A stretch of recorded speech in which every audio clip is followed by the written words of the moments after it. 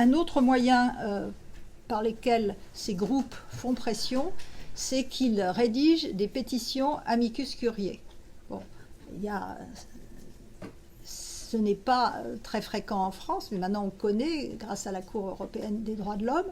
Et longtemps, cela a été un processus jugé utile. Je me rappelle un article du juge Breyer, assez ancien, peut-être 98, dans lequel il écrivait que comme ils sont des juges généralistes, qu'ils ne peuvent pas tous savoir, c'était extrêmement utile pour eux de lire ces pétitions.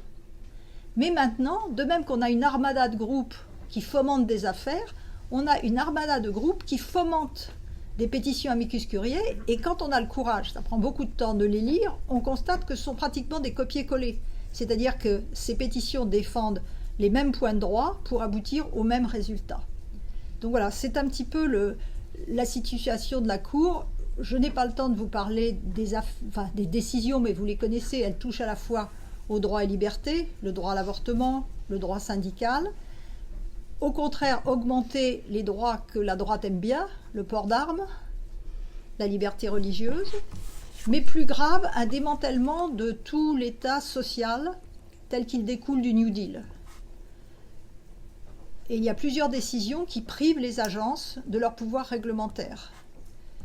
Et donc là, on va arriver avec Trump à une conjonction entre des agences qui de toute façon ne pourraient pas trop réglementer. D'ailleurs, pour ceux d'entre vous qui peut-être regretteraient que Mme Harris n'ait pas été élue, très honnêtement, elle aurait été prisonnière, car elle n'aurait pas eu le Sénat, ça c'est certain.